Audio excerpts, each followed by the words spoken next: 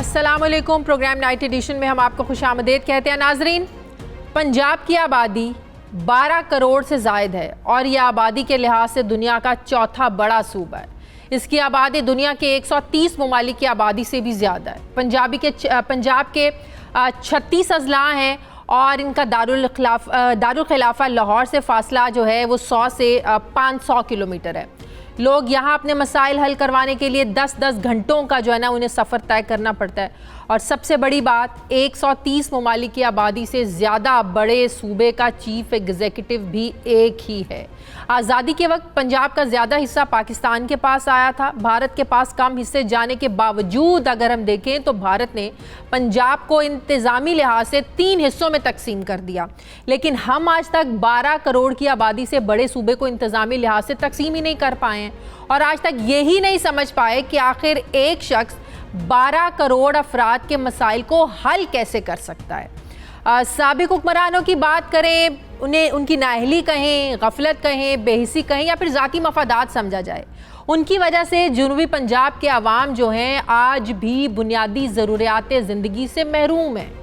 जनूबी पंजाब के अवाम को हमेशा ये शिकायत रही है कि उनके जो मसाइल हैं उनको नज़रअंदाज किया जाता है और सेंट्रल पंजाब ख़ास तौर पर लाहौर में तमाम वसाइल को इस्तेमाल किया जाता है जो जनूबी पंजाब के इस्तेहसाल के मुतरादिफ है। हर सियासी जमात की जानिब से इंतखाबात से पहले जनूबी पंजाब को सूबा बनाने के दावे तो बहुत किए जाते हैं।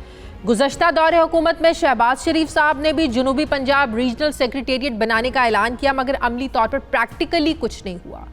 इमरान खान ने भी इलेक्शन से पहले जनूबी पंजाब को अलग सूबा बनाने का इंतखाबी नारा लगाया और इसकी बुनियाद पर जनूबी पंजाब के कई नामवर और इलेक्टेबल्स सियासतदान इलेक्शन से पहले ही उनके साथ जो है ना वो मिल गए थे।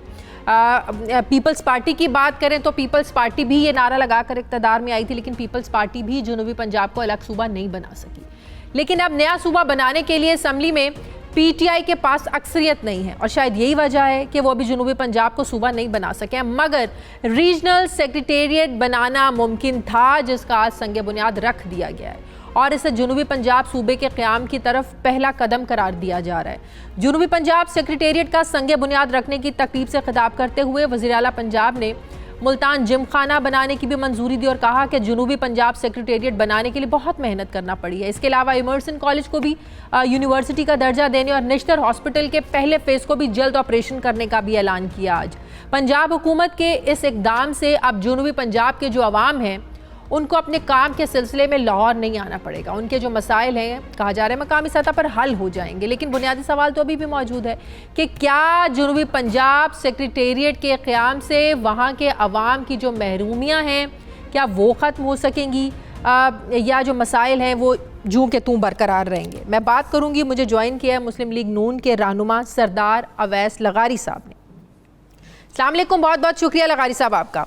अवैस लगारी साहब, जैसे मैंने पहले अपने इंट्रो में भी कहा कि हर जमात इक़्तिदार में आने से पहले ये नारा ज़रूर लगाती है कि हम जनूबी पंजाब को जो है ना वो सूबा बनाएंगे, महरूमियाँ दूर करेंगे। पीपल्स पार्टी 2008 में नारा लगाकर इक़्तिदार में आई, नहीं बना सकी। 2013 में नून लीग नारा लगाकर इक़्तिदार में आई, नहीं बना सकी। अब बहरहाल नारा तो पीटीआई ने भी ये लगाया था। जनूबी पंजाब महाज आपको पता है इलेक्शन से पहले उनके साथ शामिल हुआ था। बहरहाल एक सेक्रेटेरिएट बनाने की तरफ तो उन्होंने कदम उठाया है। आप समझते हैं कि मकामी सतह पर लोगों के मसाइल हल होते हैं, अब लोगों को लाहौर नहीं आना पड़ेगा? ये एक अच्छा इक़दाम है हुकूमत का। चले शुरू तो कुछ हुआ। जी हाँ, हमें अगर इसी चीज के ऊपर इत्तेफाक करना पड़ा कि शुरू ही तो कम से कम कुछ हुआ तो फिर तो बड़ा हमें जी खुश हो जाना चाहिए। लेकिन आपने वो बीआरटी का मंसूबा देखा है? हाँ। जिसमें हर बस को आग लग रही है और अब बीआरटी का मंसूबा जी बंद हो गया है।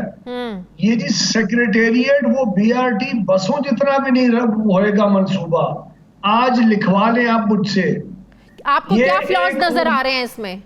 और ये बात तो मैं शुरू में ही आपके सामने कन्फेस करना चाहता हूं कि हमारा जो बहावलपुर और जनूबी पंजाब का सूबा बनाने का वादा था और अगर हमने उसको नहीं बना सके तो हम कसूरवार थे। नंबर 1 था कि इस आर्ग्यूमेंट को तो एक क्लोज एंड शॉट केस की तरह हम लोग खत्म कर देना। हाँ। हम तो कसूरवार थे। अब आए पीटीआई की तरफ, जिन्होंने इस जनूबी पंजाब के सूबे के मामले को इतना उठाया इतना उठाया और हर एक को गद्दार जनूबी पंजाब का जी लक़ब अता फरमाया और शेर व शायरियां करवाई, और अब 2 साल के बाद 100 दिन का वादा करने वालों ने अभी तक, शाज़िया बीबी, अभी तक कोई एक कॉन्स्टिट्यूशनल अमेंडमेंट भी नहीं मूव की। मैं आपको बेसिक क्वेश्चन की तरफ लेके जा रहा हूं। बिल्डिंग का संगे बुनियाद 2 साल में रखा, सुभान अल्लाह, क्या बात है इनकी। बिल्डिंग का संगे बुनियाद अभी रखा। सेक्रेटरीज की जो अपॉइंटमेंट हुई है, शाज़िया आपको पता है अभी तक इन सेक्रेटरीज की अपॉइंटमेंट के अंदर जो रूल्स ऑफ बिजनेस हैं, कि वो जो आप कह रही हैं कि एक बेचारे गरीब अफसर को, 4 ग्रेड के मुलाजिम को या किसी शहरी को जनूबी पंजाब से जो ताल्लुक रखने वाला है, उनको वहां जाने की जरूरत नहीं पड़ेगी लाहौर। आपको पता है उस काम के लिए रूल्स ऑफ बिजनेस ही अभी तक फ्रेम नहीं किए गए। सेक्रेटरीज ने ऑपरेट किस तरह करना है, सेक्रेटरीज ने मामलात को हल किस तरह करना है। हेलो, आपको आवाज आ रही है? बिल्कुल, पहले मैं आपकी बात सुन रही हूँ, फिर मैं सवाल पूछूंगी आपसे। आप जरा अपनी बात कंप्लीट कर ले, मैं पूछूंगी। सेक्रेटरीज ने ऑपरेट कैसे करना है, सेक्रेटरीज ने इस लाहौर वाले सेक्रेटरीज के साथ रिलेशनशिप क्या होगी, वो चीफ सेक्रेटरी को कौन मामला फॉरवर्ड करेगा, एसीएस को क्या लाहौर के सेक्रेटरी के जरिए चीजें जाएंगी कि यहाँ वाला सेक्रेटरी मुकम्मल खुद मुख्तार होगा मामलात को रिजॉल्व और हल करने के लिए। फिर इन्होंने क्या किया है, इन्होंने बहावलपुर और मुल्तान को, बेचारे एक जनूबी पंजाब का जो मुलाजिम होगा या जो शहरी होगा, उसको एक शहर के बजाय 2 शहरों में भेजेंगे। पुलिस के लिए एक शहर में जाएगा, दूसरी जो ब्यूरोक्रेसी है उसके लिए दूसरे शहर में जाएगा। तो ये उतना ही कॉम्प्लिकेटेड और कंफ्यूज्ड और मैं तो कहता हूं अहमकाना प्रोग्राम है जितना इमरान खान की बाकी हुकूमत आपको दिखाई दे रही है। चलें, अब मेरी बात सुनें। तो कुछ शक शुबा नहीं है। इनके काम में तो इन्होंने जो इनिशिएटिव लिया है उसमें तो आपने 20 नकाइस निकाल दिए हैं। आप लोग जो कर सकते थे, माना इनके पास अक्सरियत नहीं है, उसके बावजूद उन्होंने ये मूव की। आप लोगों के पास तो अक्सरियत भी थी, आप लोग कर भी सकते थे, आप लोगों ने वादा भी किया था, आप लोग क्यों नहीं कर सके? चले, अगर आप लोग भी चाहते हैं ना कि ये काम होना चाहिए, वादा आप लों ने किया था, आप इनका साथ दे दें। सवालात को प्रिज्यूम करके और इनको अज्यूम करके पहले भी हाथ उठाए बैठा हूं। हम तो माफी मांगते हैं अगर हमसे ये नहीं चीज हो सकी थी। नंबर 1 चले इनके साथ दे दें। इनके पास 2/3 अक्सरियत नहीं है ना, आप लोग इनके साथ मिल जाएं। मेरी बात प्लीज 1 सेकंड अगर आप इजाजत दें जी। इनके पास अक्सरियत है, इनके पास 2/3 अक्सरियत हमने ऑफर कर चुके हैं। इनको हम ऑफर कर चुके हुए हैं कि इसके लिए सिर्फ बहावलपुर की डिवीजन की आवाम से पूछ लें, क्या आप जनूबी पंजाब सूबे का हिस्सा बनना चाहते हैं या खुद रहना चाहते हैं या लाहौर के साथ रहना चाहते हैं। पूछ लेना, एक दिन में फैसला आवाम करके बता देगी। जो वो फैसला करेगी उसके लिए नून लीग का वोट हाजिर है। तो आपका मतलब है मसला ये है कि मुल्तान को रखा जाए, सेंट्रलाइज किया जाए या बहावलपुर को किया जाए, इस बहस से कोई बाहर ही नहीं निकल रहा है। नहीं बीबी, मैं आपको शायद समझा नहीं सका। इशू ज्यादा बेसिक है कि क्या बहावलपुर का डिवीजन जनूबी पंजाब के सूबे का हिस्सा हो या बहावलपुर का अलग सूबा हो, जिस तरह नून लीग का पॉइंट ऑफ व्यू है। तो अवाम से वहां पूछ ले, अगर वो चाहे तो वो जनूबी पंजाब के अंदर शामिल हो जाए, अगर वो चाहे तो वो लाहौर के साथ रहे, अगर वो चाहे तो अलग सूबा बना ले। और इसकी फीजिबल भी है ये बिल्कुल। ये इमरान खान खुद मुल्तान के अंदर प्रेस कॉन्फ्रेंस में कह चुका हुआ है कि स्विट्जरलैंड के 20 कैंटोन्स होते हैं। आप बता देना जनूबी पंजाब के आवाम क्या चाहते हैं। छोटे सूबों को कहते हैं। वहाँ आप तो रिप्रेजेंट करते हैं ना उन लोगों को। की बात की थी। आपका ताल्लुक है वहां से, आप बता दें जनूबी पंजाब के आवाम क्या चाहते हैं। जनूबी पंजाब के आवाम चाहते हैं कि उनका इस वक्त डेरा गाजी खान और मुल्तान की बुनियाद के ऊपर एक सूबा हो और भालपुर डिवीजन का दूसरा हो। अगर भालपुर डिवीजन वाले ये नहीं चाहते तो वो बिल्कुल अपना फैसला एक दिन के रेफरेंडम में भी सुना दें। अच्छा, क्या प्रॉब्लम है वो रेफरेंडम को सुनने के लिए? हम आपको आप चाहते हैं जनूबी पंजाब को भी 2 हिस्सों में तकसीम किया जाए? जी, आप लोग चाहते हैं कि जनूबी पंजाब को भी फिर 2 हिस्सों में तकसीम किया जाए? हम लोग चाहते हैं कि बहावलपुर का सूबा बहाल हो हाँ, और जनूबी पंजाब का सूबा क्रिएट किया जाए। सही। और हम लोग आवाम के फैसले के ऊपर सरे तस्लीम खम करना चाहते हैं एक दिन के रेफरेंडम से, जिससे पीटीआई भागती फिरी है। तो ये आप अपने दौरे हुकूमत में भी तो करवा सकते थे, जो आप लोग नहीं करवा पाए। खैर, बहुत बहुत शुक्रिया। मुस्लिम लीग नून के रहनुमा सर अवैस लगारी साहब मेरे साथ हैं। नाज़रीन, मुझे प्रोग्राम में एक ब्रेक लेनी है, वापस आते हैं एक छोटे से वक्फे के बाद।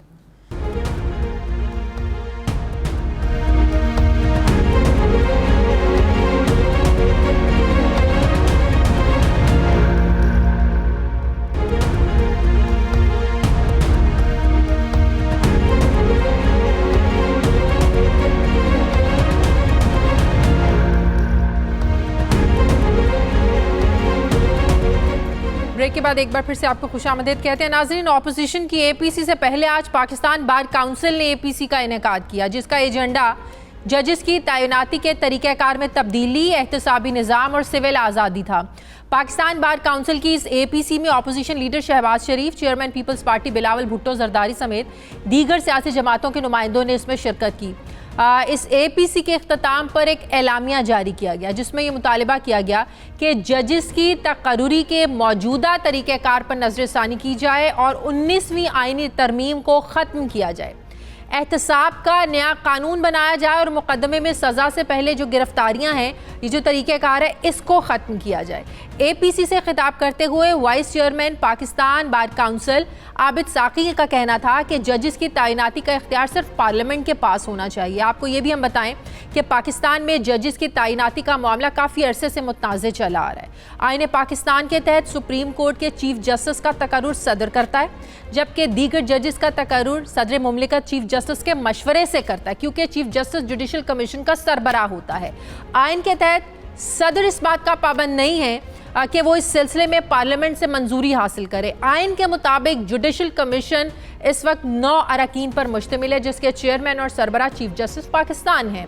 इसके अलावा इस कमीशन में 4 सीनियर तरीन जजेस, सुप्रीम कोर्ट के रिटायर्ड जज, वफाकी वजीर कानून, अटॉर्नी जनरल और पाकिस्तान बार काउंसिल का नुमाइंदा शामिल होते हैं। जबकि हाई कोर्ट के जजेस की तैनाती की सूरत में कमीशन में मुतल्लिका हाई कोर्ट के चीफ जस्टिस, एक सीनियर तरीन जज, सूबाई वजीर कानून और सूबाई बार काउंसिल का नुमाइंदा शामिल होता है। वकला तंजीमों को इस कमीशन की तश्कील पर एतराज़ात हैं और इनके ये तहफ़्फ़ुज़ात हैं कि कमीशन में अक्सरियत जजेस की है, जिसके बायस दीगर अरकान इस पर मुशावरत जो है ना वो नहीं कर पाते और वोटिंग के ज़रिए अक्सरियत से फ़ैसला कर लिया जाता है। हम आपको यहाँ पर यह भी बताएं कि जजेस की तैनाती का ये तरीक़ाकार 19वीं तरमीम में मुतारिफ़ करवाया गया था और ये मौक़िफ़ अपनाया गया था कि 19वीं आईनी तरमीमी बिल का बुनियादी मकसद आला अदालतों के जजेस की भर्ती के नए तरीक़ाकार जो 18वीं आईनी तरमीम में वाज़े किया गया था, इसमें सुप्रीम कोर्ट की हिदायत के मुताबिक उस वक्त तब्दीली की गई थी।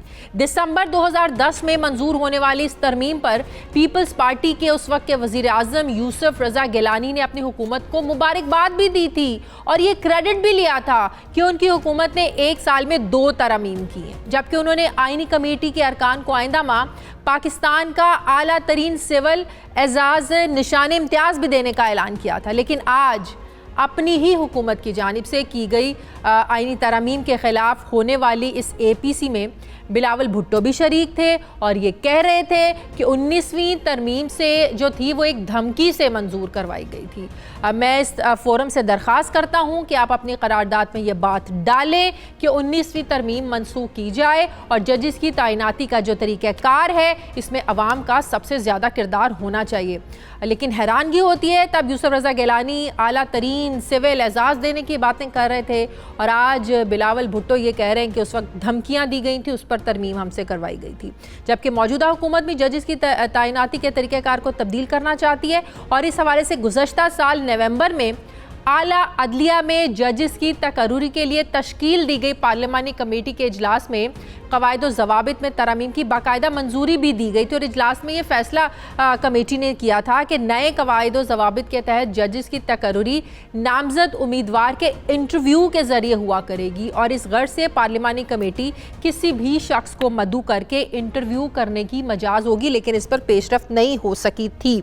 अब मैं बात करूँगी, इस पर मुझे ज्वाइन किया है vice chairman Pakistan bar council Abid साकी साहब ने। अस्सलाम वालेकुम, बहुत बहुत शुक्रिया आबिद साकी साहब। ये जो तरीक़ेकार 18वीं तरमीम के ज़रिए दिया गया था, जो अब आप लोग चाह रहे हैं, फिर उस वक्त 19वीं तरमीम की गई, उस वक्त भी पीपल्स पार्टी ने क्रेडिट लिया। जब 18वीं तरमीम हुई तब पीपल्स पार्टी ने कहा हमने बहुत बड़ा काम कर लिया है। फिर आप कह रहे हैं कि जो 19वीं तरमीम करवाई गई वो प्रेशर के ज़रिए, धमकियों के ज़रिए करवाई गई। तो क्या तरीक़ाकार होगा? और सबसे पहले तो ज़रा ये बताइएगा कि आज आप लोगों की जो APC थी, हुकूमत का कोई नुमाइंदा इसमें क्यों शरीक नहीं हुआ? हुकूमत के नुमाइंदे की मर्जी है। हमने इमरान खान साहब को तहरीर लेटर भेजा था, जिससे दूसरे कायदीन को भेजा था, और मैंने ज़ाती तौर पर फ़ोन कॉल के जरिए डॉक्टर फरोग नसीम साहब से रिक्वेस्ट की थी कि वो तशरीफ लाएं। अच्छा। उन्होंने मुझे कहा कि मैं अपने एंगेजमेंट से कुछ टाइम निकालने की कोशिश करता हूँ, तो वो तशरीफ नहीं लाए। इसलिए ये कोई उनका आउस्टर या कोई एक्सक्लूजन डिलिबरेट नहीं थी। हमने उनको इन्वाइट किया जैसे सारी सियासी जमातों ने इन्वाइट की। अच्छा, तो अब आप जो कह रहे हैं कि 19वीं आईनी तरमीम को ख़त्म किया जाए, तो जाहिर है ये तो हुकूमत से मुशावरत और इसके बगैर तो नहीं हो सकता। इस पर हुकूमत का क्या पॉइंट ऑफ व्यू है, कैसे करेंगे आप लोग? आप पूछे उनसे कि उनका क्या पॉइंट ऑफ व्यू है। हमने तो अपना पॉइंट ऑफ व्यू जनरेट किया है, और उसमें पूरे पाकिस्तान की एसोसिएशन और काउंसिल थी, पॉलिटिकल पार्टीज थी अक्रॉस द कंट्री। कोई ऑलमोस्ट 18 जो हैं वो लीडर्स ऑफ पार्टी थे, आइदर दे वर प्रेसिडेंट और सेक्रेटरी और चेयरमैन। तो कहने का मतलब ये है कि हमने एक कंसेंसस डेवलप करने की कोशिश की है। दूसरी बात ये है कि 19वीं तरमीम और 18वीं तरमीम को जो रिडेंडेंट करने के लिए जो पार्लियामेंट्री कमेटी का ओवरसाइट करेक्टर और रोल था, उसको रिडेंडेंट और रिड्यूस करने के लिए तो 19वीं तरमीम की गई, जिसके नतीजे में पार्लियामानी कमेटी को और बाद में फिर मुनीर हुसैन भट्टी केस की जजमेंट के जरिए उसको बिल्कुल रिडेंडेंट कर दिया गया। हम कहते हैं कि अब ये एक्सक्लूसिव पावर सिर्फ जजेस के पास रह गई है। इसमें ना बार काउंसिल की, ना एग्जीक्यूटिव की और ना पार्लियामेंट की कोई पार्टिसिपेशन इस प्रोसेस में मीनिंगफुल नहीं रहेगी, इसलिए कि जजेस आर इन द मेजॉरिटी। तो ये हमारा देखिए कॉन्स्टिट्यूशनल राइट है, हम इस मुल्क के शहरी हैं और एक वाइब्रेंट यानी कॉन्शियस रखने वाले लोग क्लास हैं। हम लोगों को आईनी और कानूनी हुकूक के हवाले से अपनी मुशावरत और अपनी सर्विसेज प्रोवाइड करते हैं। तो ये हमारा राइट है कि हम जजेस की तकर्री के प्रोसेस को मेरिट बेस्ड, ट्रांसपेरेंट और ऑब्जेक्टिव बनाने के लिए अपनी जिद्दोजहद करें। तो कल को ये आवाजें नहीं उठेंगी कि सियासी भर्तियां हो रही हैं, जैसे हर महकमे में अब कहा जाता है कि सियासी सरपरस्तियां हैं, सियासी भर्तियां, पुलिस के महकमे को देख लें। देखिए पता नहीं आप सियासी भर्तियां और सियासत को किस तरह देखती हैं। मेरे नजदीक तो सियासत जो है वो एक तकद्दुस का अमल है, और मैं तो उसके साथ शऊर को जोड़ता हूँ। और एक इंसान अपने शऊर और अपनी अंडरस्टैंडिंग की बुनियाद पर समाज और निज़ाम को तब्दील करने की जिद्दोजहद करता है, तो मैं तो सियासत को इस तरह लेता हूँ। अब सियासी भर्तियाँ क्या होती हैं और इस तरह की सियासत नवाजी का अमल क्या होता है। साकिब साहब, जब 19वीं तरमीम हुई थी ना, तो उस वक्त गिलानी साहब ने कहा था कि मीडिया और जो लोग कहते हैं ना कि अदलिया और पार्लियामान में तसादुम होगा, आज वो खौफ खत्म हो गया, क्योंकि पार्लियामान ने 19वीं तरमीम अदालती एहतराम में मंजूर की है। तो अब वो अदालती एहतराम और फिर वो जो कहा जा रहा था कि अदलिया और पार्लियामान में तसादुम होगा, तो अब ऐसे कोई खदशात नहीं होंगे साकिब साहब? अब देखिए एक तो ये है कि अब गिलानी साहब की बार बार कोर्ट मुझे लगता है कि frozen in time mind set को रिप्रेजेंट कर रही है कि आप आज से 10 साल माजी में कहीं फंसे हुए होके, तो इस अहद की जो नई जदलियात हैं और जो नए तकाजे हैं दस्तूरी जदोजहद के, उसमें आईनी मामलात को यानी मौसर अंदाज में प्रो पीपल करने की जिद्दोजहद करना जो है, यही तो हम बात कर रहे हैं कि जो बात आज आप लोग कर रहे हैं वो 18वीं तरमीम में किया तो गया था, फिर बाद में जो हमें समझाया गया कि क्यों 19वीं तरमीम की गई है, फिर कहा जा रहा है कि 19वीं तरमीम को खत्म किया जाए। यही तो पूछना चाह रहे हैं कि जो आप लोग मुतालबा आज कर रहे हैं, ये तो 18वीं तरमीम में ऑलरेडी किया गया था सब कुछ। इसमें देखिए आप मुनीर भट्टी केस जो है वो आप नजरअंदाज फरमा रही हैं, वो एक बहुत उसकी सिग्निफिकेंस है, जिसकी वजह से पार्लियामेंट्री कमेटी का कैरेक्टर फर्दर उसका रोल जो है रिड्यूस किया गया। दूसरी बात ये है कि ये जो आप कह रही हैं कि तसादुम की कैफियत होगी, और मैं नहीं कह रही, उस टाइम गिलानी साहब ने कहा था। हाँ, तो आप उनसे पूछे ना, गिलानी साहब के मुतालिक सवाल है, मैं इसका क्या जवाब? क्योंकि आप गिलानी साहब ने कहा था, उन्हीं की पार्टी के चेयरमैन साहब तो आज बैठकर मेरे मेहमान के साथ कर रहे थे। जी नहीं, वो मेरे मेहमान थे, वो एक पार्टी के चेयरमैन हेड हैं। हाँ। और जिस तरह दूसरे तमाम कायदीन को बुलाया था वो भी तशरीफ लाए थे, तो इसमें कौन सी ऐसी कोई जहरनाक बात है जिसका आप बार बार? जनाब, सवाल पूछना तो हमारा हक है ना। आप पूछे तो जवाब मेरी मर्जी का देना भी तो मेरा हक है। हाँ जी बिल्कुल, आप जवाब दें। मैं आपके जवाब से कोई वो इख्तलाफ तो नहीं कर रही, आप जवाब दे रहे हैं, मैं सवाल पूछ रही हूँ। मैंने आपको जवाब दे दिया है कि गिलानी साहब से इस सवाल का जवाब पूछें। क्या? It does not relate to me। भाई मेरे मुताल्लिक सवाल नहीं है मोहतरमा, ये गिलानी साहब से पूछें कि उन्होंने उस वक्त क्यों ये स्टेटमेंट दी। भाई आपसे सवाल इसलिए पूछ रहे हैं, जिन लोगों को आपने मधु किया हुआ था उनकी पार्टी में ये सब कुछ हुआ था, उनकी दौरे हुकूमत में सब कुछ हुआ था। उन पार्टी वालों से पूछे ना। मैं तो एक न्यूट्रल एक इंडिपेंडेंट एक देखिए, आपसे पूछूं या उनसे पूछूं, इस टाइम पॉइंट ऑफ व्यू तो एक ही लेके बैठे हुए हैं ना जनाब आप लोग। नहीं, पॉइंट ऑफ व्यू एक नहीं है, उनका पॉइंट ऑफ व्यू आप उनसे पूछिए। मेरा पॉइंट ऑफ व्यू जो है वो बड़ा कॉम्प्रिहेंसिव है, वो एक शऊर की बुनियाद पर की जाने वाली जिद्दोजहद से मुताल्लिक है, उसके अंदर एक सोच और फिक्र का अमल कार फरमा है। तो हम बड़ी जिंदगी से इस जिद्दोजहद में शामिल हैं, लिहाजा इसका कोई ऐसे किसी की सवाल का जवाब मेरे पे आज मैं उनको मिलके बैठा हूँ उनके साथ, इसका मतलब नहीं है कि मैं किसी के माजी का यानी जिम्मेदार हो गया हूँ और उनके बयानात का मैंने जवाब देना है। ये कहाँ से आपने ये यानी उसूल वज़ा कर लिया है? बहुत बहुत शुक्रिया आपका, बहुत शुक्रिया। Vice chairman Pakistan bar council Abid Saqib साहब मेरे साथ हैं। प्रोग्राम में एक ब्रेक लेनी, वापस आते हैं छोटे से वक्फे के बाद।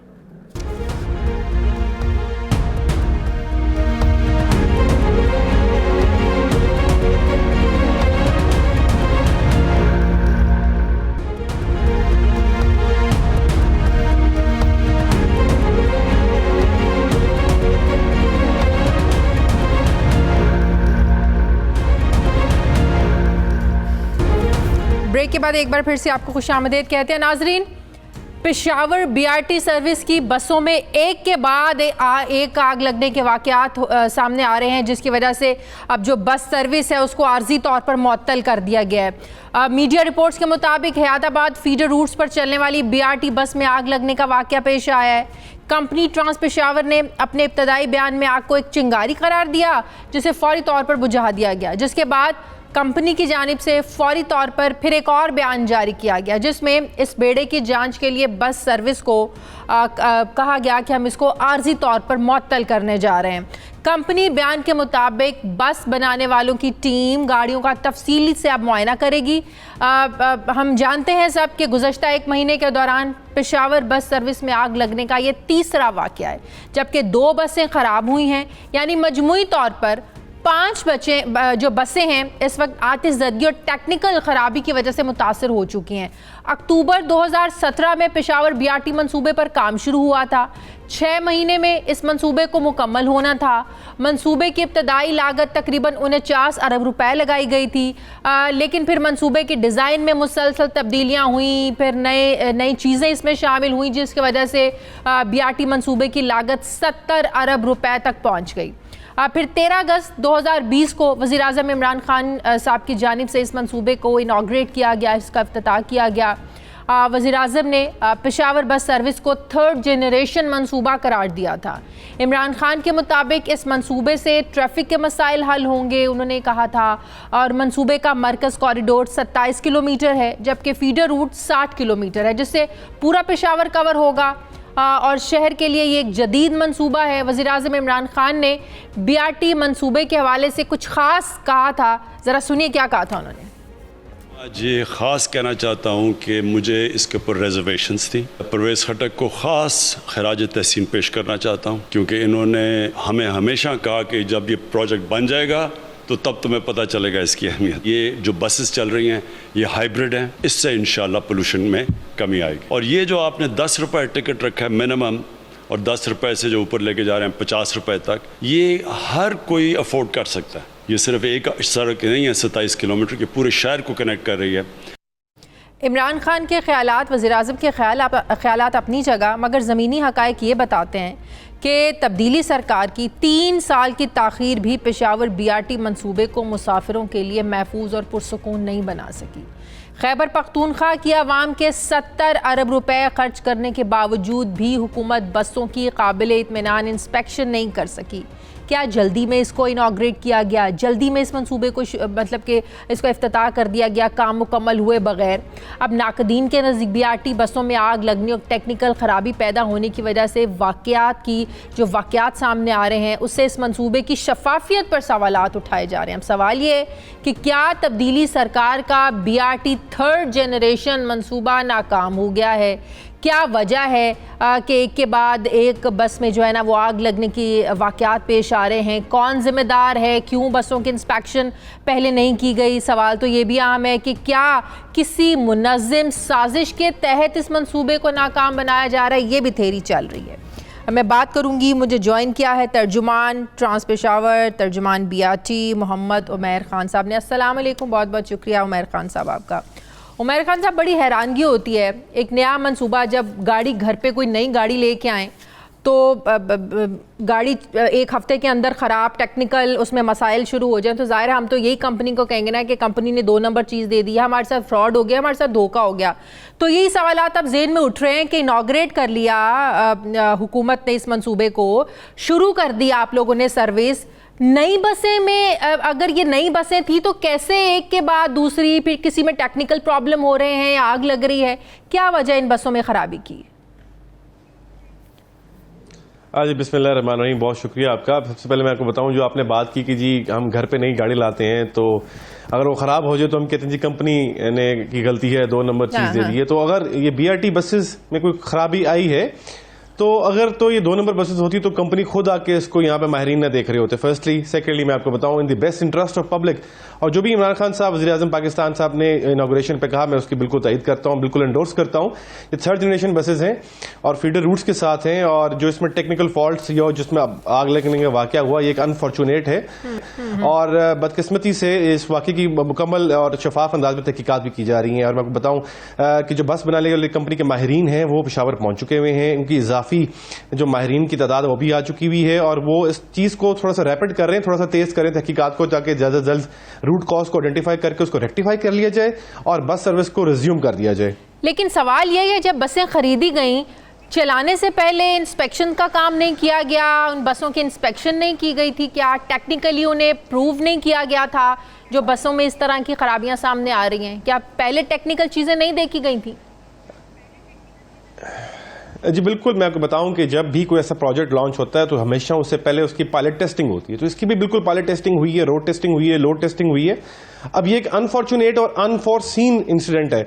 अब जब अनफॉर्चुनेट और एक अनफॉरसीन इंसिडेंट आ जाता है तो उसकी मुकम्मल तहकीकात की जाती है, और in the best interest of public क्यों है?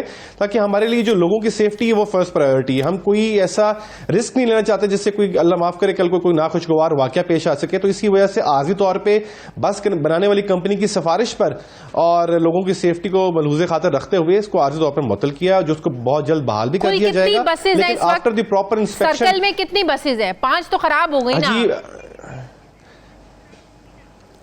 जी। 2 में आग लगी थी। हाँ। और जो 2 टेक्निकली आपने बकौल आपके जो 2 टेक्निकली जिनको इशू आया था उसको रिजॉल्व कर लिया गया था फिलफौर और वापस रूट पर बहाल कर दी गई। बकौल मेरे नहीं, ये तो आपको भी पता है ना, सिर्फ मैं नहीं कह रही, ये तो आपको भी पता है टेक्निकल प्रॉब्लम। मैं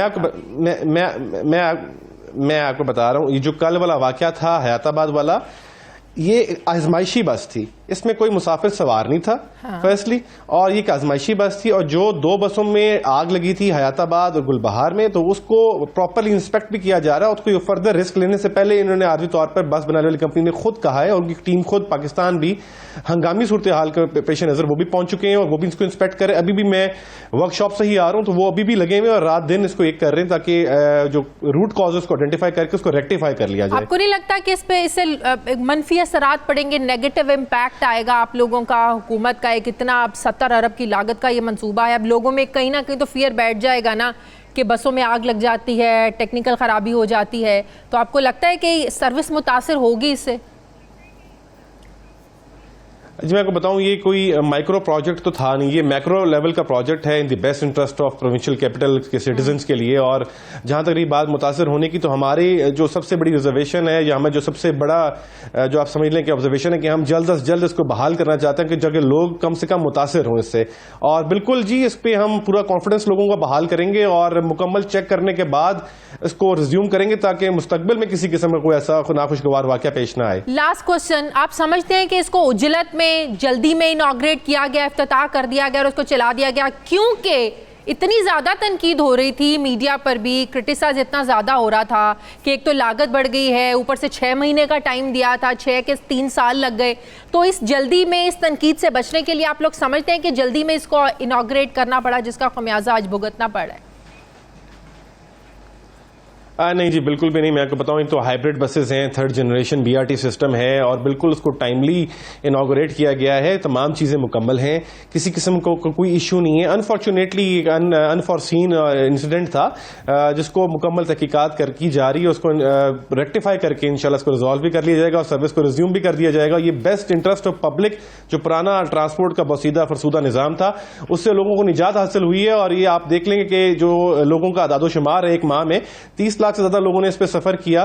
तो ये एक पॉजिटिव अप्रोच है, पॉजिटिव कामयाब मंसूबा है हुकूमत का, जिसको मजीद कामयाबी बनाया जाएगा। बहुत शुक्रिया। तर्जुमान ट्रांस पेशावर मोहम्मद खान साहब मेरे साथ हैं। मुझे प्रोग्राम में नाज़रीन एक ब्रेक लेनी है, वापस आते हैं एक छोटे से वक्फे के बाद।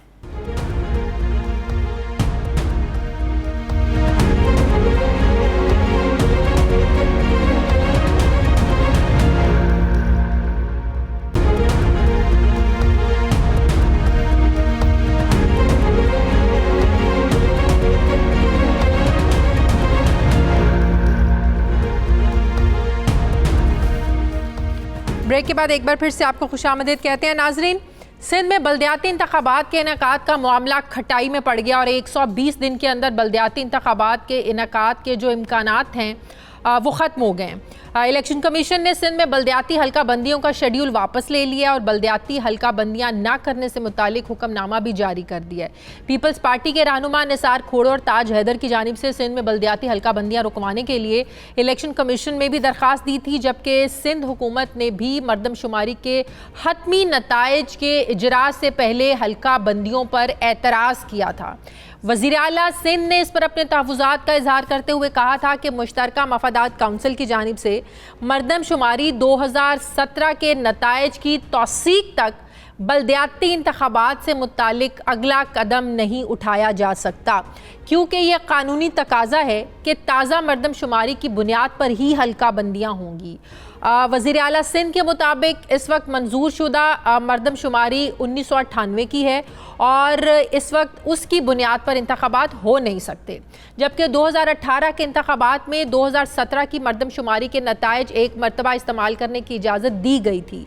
इलेक्शन कमीशन ने सिंध में बल्दियाती इंतखाबात के लिए हल्का बंदियों के शेड्यूल का भी ऐलान कर दिया था, जिसको अब वापस ले लिया गया है।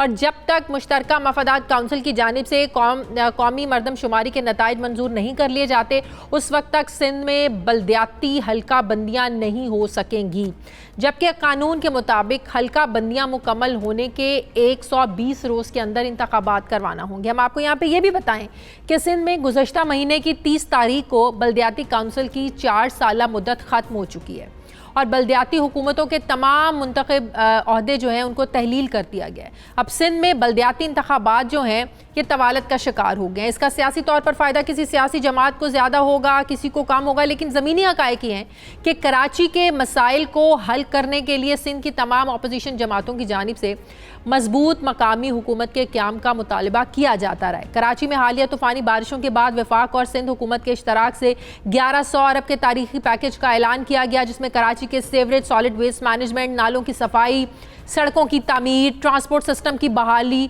और पानी की फराहमी के लिए K4 प्रोजेक्ट की तकमील के मंसूबे शामिल हैं। इन मंसूबों की तकमील के लिए वज़ीर आला सिंध की सरबराही में एक निगरान कमेटी भी कायम की गई है, लेकिन ये कहा जा रहा है कि वफाक और सिंध हुकूमत को कमेटियों के जरिए शहर के मसाइल हल करने की बजाय मजबूत बल्दियाती निज़ाम के तहत जल्द अज जल्द बल्दियाती इंतखाबात करवाने चाहिए।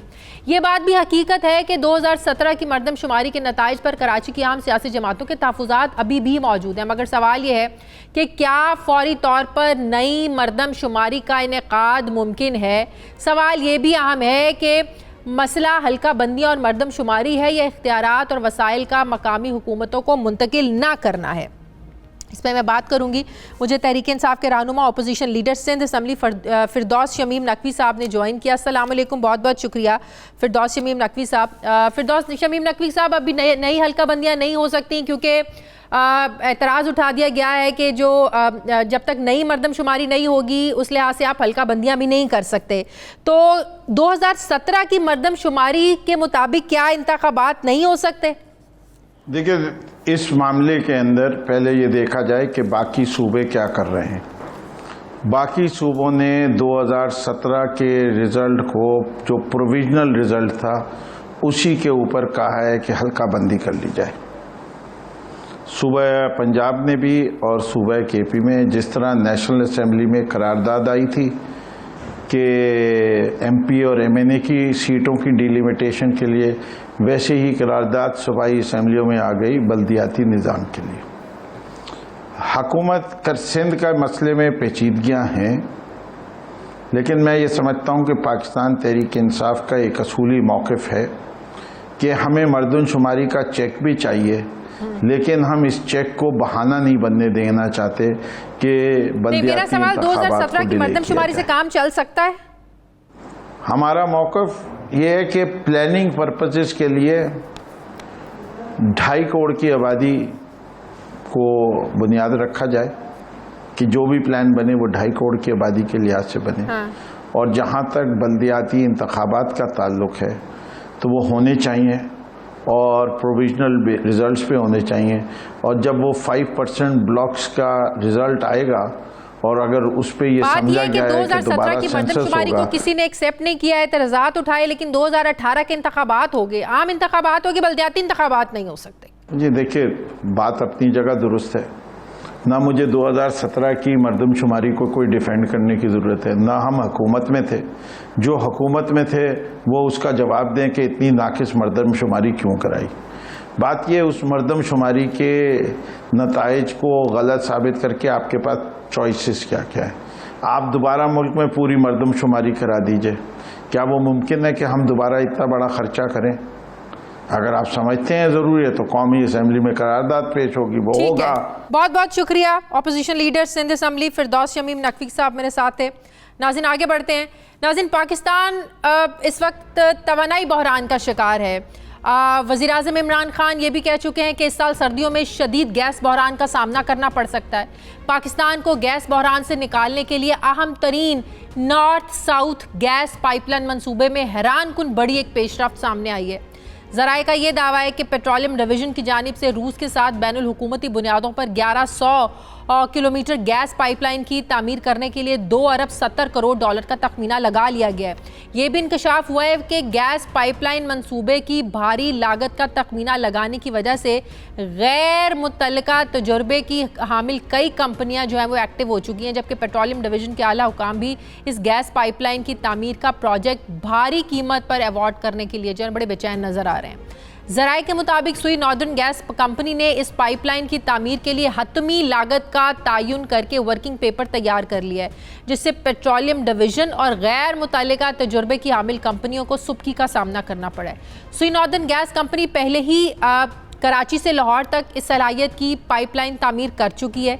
ये भी इंकशाफ हुआ है कि सुई नॉर्दर्न गैस कंपनी के बोर्ड ऑफ डायरेक्टर्स में से एक की रिपोर्ट पेश की गई है। इस रिपोर्ट में बताया गया है कि इस गैस पाइपलाइन की तामीर का जो तखमीना 2 अरब 70 करोड़ डॉलर लगाया गया वो बिल्कुल गलत है, और ये गैस पाइपलाइन सिर्फ 1 अरब डॉलर में तामीर की जा सकती है, जिससे सुई नॉर्दर्न गैस कंपनी को 25% मुनाफा भी साथ मिलेगा, जबकि एडिशनल सेक्रेटरी पेट्रोलियम डिवीजन ने यह मंसूबा 1 अरब डॉलर में तामीर करने की हिमायत कर दी है। सवाल यह है कि वो आखिर ऐसे कौन से अनासिर हैं, कौन लोग हैं वो जो मुल्क और आवाम को 1 अरब 70 करोड़ डॉलर इजाफी रकम का टीका लगाना चाहते हैं। क्या इनके खिलाफ कोई कार्रवाई होगी? जबकि वज़ीर-ए-आज़म के लिए ये भी एक इम्तिहान है कि वो इस गैस पाइपलाइन मंसूबे की तामीर कम तरीन लागत में करवाएं। इस पर मैं बात करूंगी इस्लामाबाद के ब्यूरो चीफ सुहेल इकबाल भट्टी से। बहुत शुक्रिया सुहेल इकबाल आपका। सुहेल, सबसे ही बताइएगा इतना बड़ा फर्क जब हो सकता है 1 अरब 70 करोड़ डॉलर में ये सब कुछ, तो ये ज्यादा तखमीना लगा के क्यों बताया जा रहा है? क्यों कौन लोग हैं जो इसकी प्राइस को ज्यादा बढ़ा चढ़ाकर पेश कर रहे हैं? शाजिया, पाकिस्तान तहरीक इंसाफ के दौर हुकूमत में एक ये बहुत परेशान कुन ये मनसूबा बन चुका है, चूँकि हमने बहुत से प्रोग्राम्स किए कि किस तरीके के साथ मुल्की गैस की राह में रुकावटें खड़ी की गई। यहाँ पर गैस की अब शदीद किल्लत है और मुल्की ज़रूरत को पूरी करने के लिए अब नागुज़ीर है कि हम कराची से लाहौर तक 1100 किलोमीटर की एक पाइपलाइन तामीर करें, 42 इंच जिसका डाया होगा और उसके साथ उसकी कैपेसिटी 1.2 बिलियन क्यूबिक फीट यौमिया की सलाहियत होगी। अब इस मकसद को हासिल करने की काफ़ी अरसे से कोशिशें थी कि हम किसी ना किसी तरीके के साथ रूस को ये प्रोजेक्ट G2G बेसिस पर दे दें, क्योंकि हमारे पास पैसे नहीं है, हम कैसे करेंगे। फिर सुप्रीम कोर्ट ऑफ पाकिस्तान का लैंडमार्क डिसीजन आया कि GADC की रकम मौजूद है 517 अरब रुपये और आप उससे पाइपलाइन ही तामीर कीजिए। पेट्रोलियम डिवीज़न में कुछ आला हुकाम ने वर्किंग की और 31 अगस्त को हमने डॉक्यूमेंट्स के साथ नाइट एडिशन में अपने नाज़रीन को बताया कि इस मंसूबे की लागत 2 अरब 70 करोड़ डॉलर तखमीना लगा लिया गया है। और एक ऐसी कंपनी जिसके हमारे मुतल्लिका इदारों की जानिब से जिसे रिजेक्ट कर दिया गया है, जिसका नाम ETK है, रशियन कंपनी है। बहुत से लोग और पेट्रोलियम डिवीज़न के आला हुकाम इसी कंपनी को ठेका दिलवाना चाहते हैं 2 अरब 70 करोड़ डॉलर में। हमने उस वक्त ये दावा किया था कि मुख्तलिफ माहिरीन से बात हुई है, पाकिस्तान की कंपनियां, पाकिस्तान की सरकारी कंपनियां ये पाइपलाइन तामीर कर सकती हैं और बहुत कम लागत में। अब नाइट एडिशन को जो लेटेस्ट डॉक्यूमेंट मौसूल हुए हैं, कराची से लाहौर तक का जो इसी सलाहियत का पाइपलाइन तामीर वो मंसूबा काम कर चुके हैं, उन्हें एक्सपीरियंस भी है, तो क्यों हमारे जो लोग हैं बाहर की कंपनियों को ठेका देना चाहते हैं? उसकी यही वजह है एलिजिडली कि उसके अंदर इतना ज़्यादा आपको जब मार्जिन नज़र आ रहा है कि आपने कीमत का जो तखमीना है 2.7 बिलियन डॉलर लगा लिया है, तो विन करेंगे तो माजी की जो प्रैक्टिस जिसको पाकिस्तान तहरीक इंसाफ के लोग ही पॉइंट आउट करते रहे हैं, उसी जानिब मुबैना तौर के ऊपर यह मनसूबा बढ़ता दिखाई दे रहा है कि बाहरों बाहर ही सारा कुछ कर लिया जाएगा। लेकिन अब ऐसा नहीं हो सकता। पाकिस्तान और पाकिस्तानी अवाम जिस मुश्किल से दो चार हैं, सुई नॉर्दर्न ने उसका हल बताया है और सारे हुकाम अब परेशान हैं। सुई नॉर्दर्न बोर्ड में ये प्रेजेंटेशन दी गई, उसकी पाकिस्तान सुई नॉर्दर्न सारा काम खुद कर सकती है। 1 अरब डॉलर इसकी लागत आएगी। Additional secretary petroleum Ayub Chaudhry साहब ने नोट लिखा है कि मुल्क की कौमी मफाद में अवाम के पैसे को प्रोटेक्ट करते हुए हमें कम्पिटेटिव इन्वायरमेंट क्रिएट करना चाहिए, मुकाबले का रुझान हो। 1 अरब डॉलर ये मंसूबा मुकम्मल हो सकता है। इस अल्टीमेटली ये अवाम के पैसे से लगनी है और इसकी अदायगी अवाम ने करनी है। वज़ीर-ए-आज़म के नॉलेज में ये मामला लाया गया है, नींदें उड़ा दी हैं जो उसको है। वज़ीर-ए-आज़म साहब के इल्म में ये सारी कहानी लाई गई है। अब ये मामला जाना है प्राइम मिनिस्टर ऑफ पाकिस्तान के इल्म में। जी बिल्कुल, प्राइम मिनिस्टर ऑफ पाकिस्तान के पास अभी जाना है हतमी फैसले के लिए। वज़ीर-ए-आज़म इमरान खान साहब का कड़ा इम्तिहान है कि बिलखुसूस जब एडिशनल सेक्रेटरी पेट्रोलियम डिवीज़न जो पॉलिसी विंग के एडिशनल सेक्रेटरी हैं, जो सुई नॉर्दर्न के बोर्ड ऑफ डायरेक्टर में भी शामिल हैं, अब इतलात ये आ रही हैं कि उनको तब्दील करने की कोशिश की जा रही है सुई नॉर्दर्न के बोर्ड से, जिन्होंने कौमी मफाद के अंदर इतना बड़ा कदम उठाया, इतनी बड़ी वर्किंग की और सुई नॉर्दर्न को 25% मुनाफा मिलेगा। सुई नॉर्दर्न माली तौर पर मुस्तहकम हो जाएगी। उनको और पाकिस्तानी कंपनियों को हम इंकरेज करने के बजाय डिस्करेज करने की कोशिश कर रहे हैं। पेट्रोलियम डिवीजन के 3 लोग हैं जो गैर मुल्की कंपनियों को महंगे दाम के ऊपर ये ठेका देने की कोशिश कर रहे हैं। हतमी फैसला इमरान खान साहब ने करना है और हम उम्मीद रखते हैं कि मुल्क को कौम के बेहतरीन मफाद में वो फैसला करेंगे जिससे पाकिस्तान को भी फायदा हो, पाकिस्तान की सरकारी कंपनियों, निजी कंपनियों, उनको फायदा हो। और वो काम जो हम खुद कर सकते हैं, हमें अपनी सलाहियत को मनवाते हुए वो काम खुद करना चाहिए। बहुत बहुत शुक्रिया। इस्लामाबाद के ब्यूरो चीफ सुहेल इकबाल भट्टी हमारे साथ हैं। नाज़रीन, हमारे आज के प्रोग्राम का एडिटोरियल। नाज़रीन, मोदी के हिंदुस्तान में हिंदुओं के लिए भी अब कोई जगह नहीं है। पाकिस्तान से 1 साल पहले भारत हिजरत करने वाले 2 हिंदू खानदान भारतीय मजालिम से तंग आकर वापस घोटकी पहुंच गए हैं। वतन वापस लौटने पर हिंदू खानदानों का वालेहाना इस्तकबाल किया गया। मीडिया के नुमाइंदों से बात करते हुए हिंदू खानदान ने सेकुलर भारत का पर्दा चाक करते हुए बताया कि हमें वहाँ नफरत से देखा जाता था, हमें बहुत मुश्किलात थी, इम्तियाजी सलूक और मजालिम ने वतन वापस आने पर हमें मजबूर किया है। अब यकीनन हिंदू ख़ानदानों की वापसी ने एक मरतबा फिर ये साबित कर दिया है कि जिना के पाकिस्तान में अक़लियतें मुकम्मल आज़ाद हैं और मोदी का नाज़ी माइंड सेनेट मतनाज़े शहरियत बिल मंजूर करवाने के बावजूद मुसलमानों को तो छोड़िए, हिंदू बिरादरी तक को बुनियादी हुकूक और तहफ़्फ़ुज़ फराम नहीं कर सका। यही फ़र्क है जिन्ना के पाकिस्तान में और मोदी के हिंदुस्तान में, कि आज पाकिस्तान में हिंदू ख़ानदानों को घर वापस लौटने पर खुशामदीद कहा जा रहा है। नाज़रीन, ये था हमारा आज का प्रोग्राम के लिए आप हमें फ़ीडबैक ज़रूर दीजिएगा। अपना ख्याल रखिएगा, मुझे इजाज़त दीजिए, अल्लाह हाफ़िज़।